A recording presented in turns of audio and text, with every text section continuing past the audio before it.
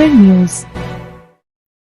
नमस्कार, मैं हूं राजा राम त्यागी और आप देख रहे हैं पकड़ न्यूज। प्रिय दर्शकों, एक हफ्ता लगभग हो रहा है सुल्तानपुर शहर में और क्षेत्र में एक हत्याकांड जो बहुत ही चर्चा का रूप ले लिया है। डॉक्टर घनश्याम तिवारी जी का दर्दनाक रूप से हत्या कर दी जाती है और प्रशासन उसमें क्या कर रहा है, क्या नहीं कर रहा है, ये जानने के लिए हम कूड़े भार के मशहूर समाजसेवी पंडित रामदुलार पाठक जी के साथ में हैं और प्रेस वार्ता के दौरान आपने हम लोगों को जो बताया वो हम आप तक पहुंचाना चाहते हैं। देखिए आगे।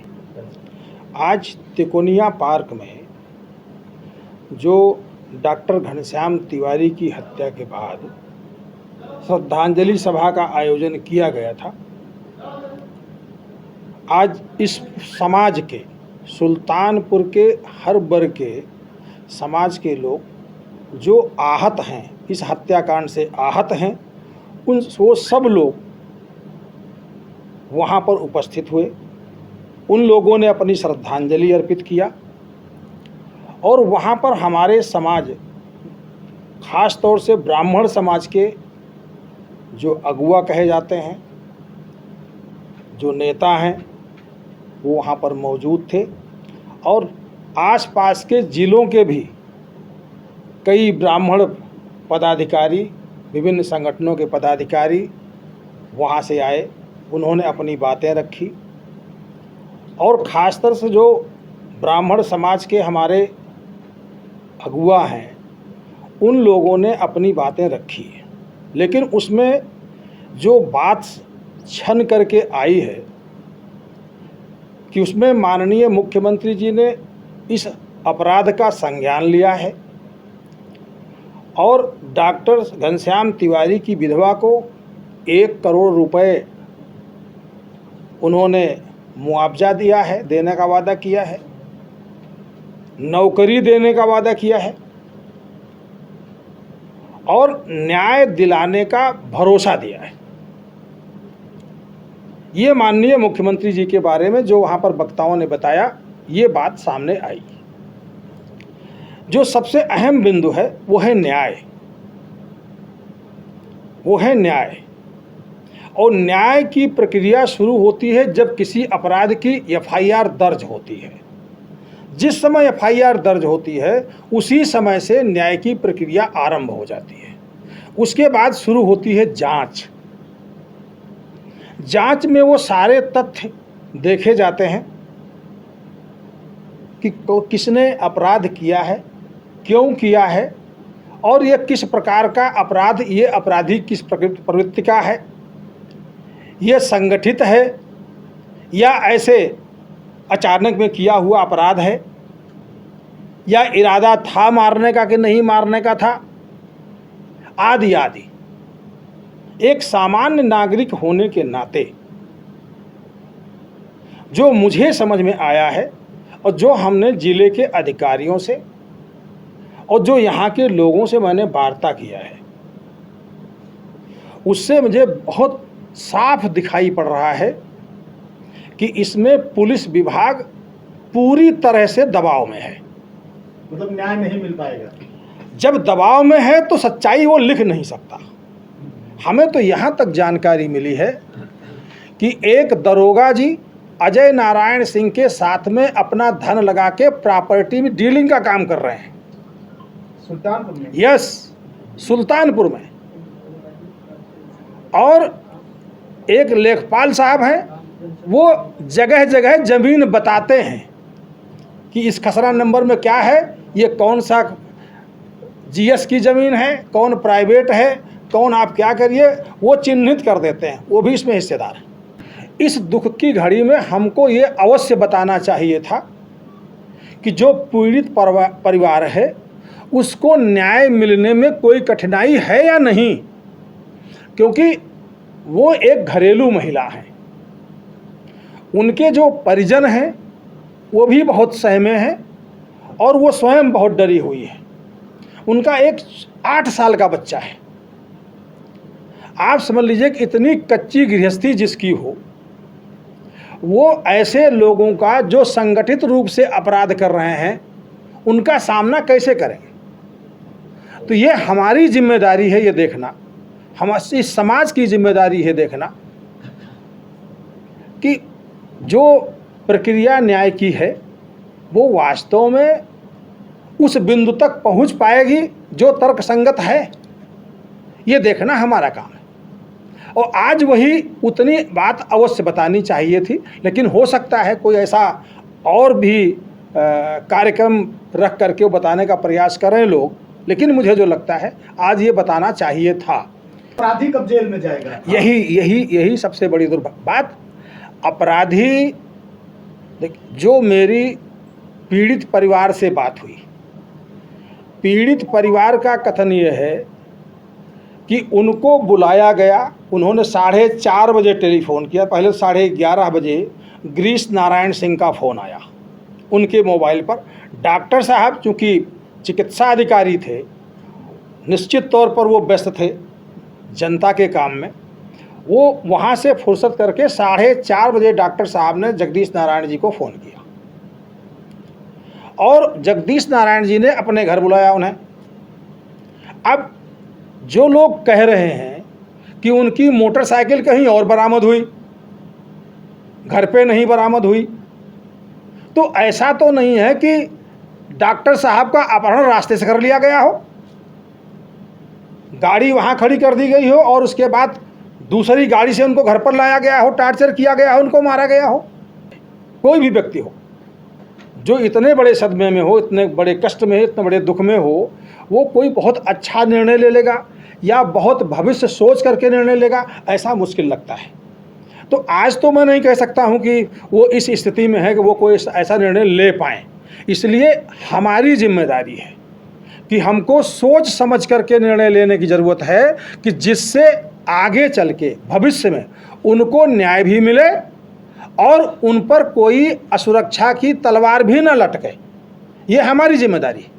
इसके लिए आपने क्या योजना बनाई, कुछ बताइए। मैं तो पहले ही बताया था, मेरा पहले दिन से ही, चूँकि पीड़ित परिवार इस तरह का है कि वो बहुत कह लीजिए साधारण परिवार है, बहुत सज्जन परिवार है, और अपराधी वो 20 बरस से संगठित रूप से इस भूमि का खरीद फरोख्त का, लोगों से अवैध वसूली का, लोगों की ज़मीनें कब्जा करने का, ये सारा धंधा 20 बरस से कर रहे हैं। ये उनका एक संगठित गिरोह है, ये एक व्यक्ति का काम नहीं है। एक तरफ एक सज्जन परिवार, अकेली विधवा और 8 वर्ष का बच्चा, एक तरफ संगठित गिरोह। तो ऐसी स्थिति में और उस गिरोह को संरक्षण देने वाले लोग भारतीय जनता पार्टी के पदाधिकारी। अभी कुछ पता चला है कि जैसे कुछ सरकारी लैंड पर भी उनका मकान है, लेकिन कहीं न कहीं चिन्हित करके, हमें जो सूचना है उसके हिसाब से बताया जा रहा है कि कहीं न कहीं उसमें फेरबदल किया बदलाव किया जा रहा है। नहीं, ये बात मेरे भी संज्ञान में आई है और कल मैं शाम रात 9 बजे SDM सुल्तानपुर से मेरी बात हुई और मैंने उनके संज्ञान में ये बात लाया है और ये बात उनके कान में डाली है कि जो जांच चल रही है उसमें गलत सूचनाएं फीड की जा रही हैं। जिन लोगों का मकान सरकारी ज़मीन पर है, जिन अपराधियों का मकान सरकारी ज़मीन पर है, उनको अपनी ज़मीन का खसरा नंबर दिखाया जा रहा है, उनको निजी ज़मीन का खसरा नंबर दिखाया जा रहा है।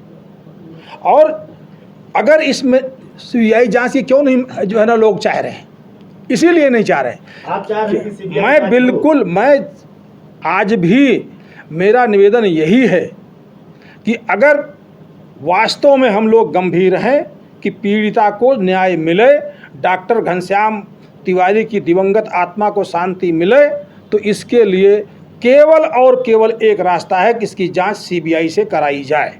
DM साहिबा ने निष्पक्ष रूप से और बहुत साहस के साथ एक कदम उठाया था कि जो ग्राम समाज की सरकारी ज़मीन पर मकान बना हुआ है उसको ध्वस्त किया जाए, और निश्चित रूप से वो जब इस कुर्सी पर होती तो ये निश्चित होता।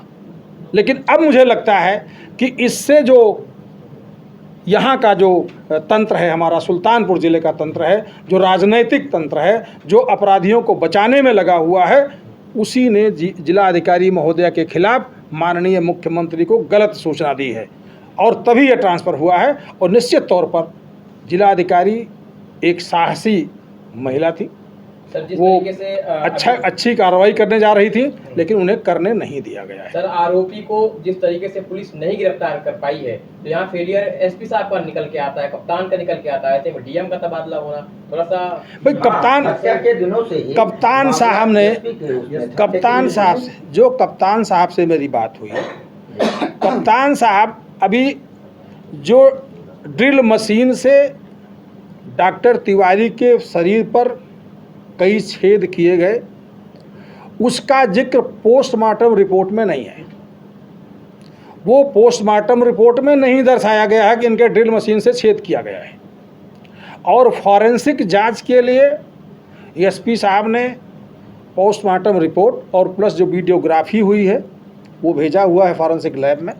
वो बोले 2-3 दिन बाद रिपोर्ट आ जाएगी तो मैं आपको उपलब्ध करा दूंगा। लेकिन जो सबसे बड़ी बात है हमारी जानकारी में तो यह भी है कि वही जो प्रॉपर्टी डीलिंग में जुड़े हुए दरोगा जी हैं, वो अजय नारायण सिंह जी से टेलीफोन पर हाथ जोड़ रहे हैं मोबाइल पे, भैया सरेंडर कह दिया, भैया आप सरेंडर कर दीजिए, भैया आप सरेंडर कर दीजिए। ऐसा भी हमने सुना है। और ये भी सुना है कि अपने ज़िले के एक जिम्मेदार व्यक्ति ने, जिम्मेदार प्रतिनिधि ने, जिम्मेदार नेता ने अपने वाहन से उनको सुरक्षित स्थान पर पहुंचाया है। ये सारे मैं बता रहा हूं, ये सारे लोग सीबीआई जांच जिस दिन होगी इसमें से एक नहीं बचेगा। तो इसीलिए डर है, डर सीबीआई जांच से, इसीलिए वो लोग भयभीत हो रहे हैं और कोई वजह नहीं है।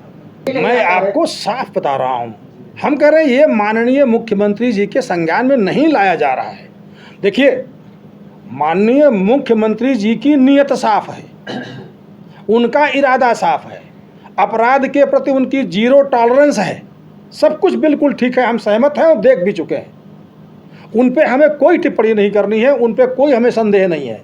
लेकिन सवाल ये है कि जो इस मशीनरी का पुर्जा है, जिले में जितने अधिकारी तैनात हैं वो सरकारी मशीनरी का शासन का एक पुर्जा है, वो शासन नहीं है। जिला अधिकारी, पुलिस अधीक्षक, बाकी सारे अधिकारी ये सरकारी मशीनरी के पुर्जा हैं, ये सरकारी मशीनरी नहीं है। अगर कोई पुर्जा ठीक से काम नहीं कर रहा है तो माननीय मुख्यमंत्री जी के संज्ञान में कौन लाएगा? ये सुल्तानपुर जिला का ही कोई आदमी ले आएगा, सुल्तानपुर जिले के ही प्रतिनिधियों की जिम्मेदारी के संज्ञान में ले आए। और अगर यही लोग जो ये सोच के बैठे हुए हैं कि जो कुछ हो रहा है खाली अपनी राजनीति बचा रहे हैं कि कोई नाराज ना हो जाए, तो मैं नहीं समझता हूं कि चुप हो जाने से माननीय मुख्यमंत्री जी प्रसन्न हो जाएंगे और अपराध की बात, यहाँ की कमियां वो उनको संज्ञान में लाने पर वो नाराज हो जाएंगे। बस ज़रूरत यह है कि उनके संज्ञान में सही बात आए, इसमें झूठ ना बोला जाए। आखिर में सारी बातों का निचोड़ आप क्या बताना चाहेंगे? मेरा तो सिर्फ और सिर्फ एक ही इसमें अनुरोध है अपने पूरे ज़िले के अधिकारियों से, जो जिम्मेदार अधिकारी हैं, जो हमारे यहाँ जिम्मेदार जनप्रतिनिधि हैं और जो आम जनमानस है, मैं सबसे यही अनुरोध करूँगा कि केवल और केवल पीड़ित परिवार को न्याय दिलाने के लिए सीबीआई जांच के अलावा और कोई रास्ता नहीं है। और दूसरा, दिवंगत तिवारी जी के 8 वर्ष का बेटा है, उसकी शिक्षा की व्यवस्था सरकार स्वयं अपने अंडर में ले ले और कहीं सरकारी स्कूल में बोर्डिंग में रख करके सरकार अपने संरक्षण में उसको शिक्षा दे, जिससे वो सुरक्षित रूप से एक अच्छा नागरिक बन के इस समाज को अपनी सेवा दे। बस मेरा इतनी सी बात कहनी है। साथियों, फक्कड़ न्यूज आपकी आवाज है और आप हमारी ताकत हैं, इसलिए ऐसे ताजा अपडेट पाने के लिए हर खबर पर लाइक और कमेंट जरूर करें। यदि चैनल पर नए हैं तो कृपया फक्कड़ न्यूज को सब्सक्राइब कर अपनी ताकत हमें प्रदान करें। और हाँ, हर खबर को अपने ग्रुपों में ज्यादा से ज्यादा जरूर शेयर करें। बहुत बहुत धन्यवाद।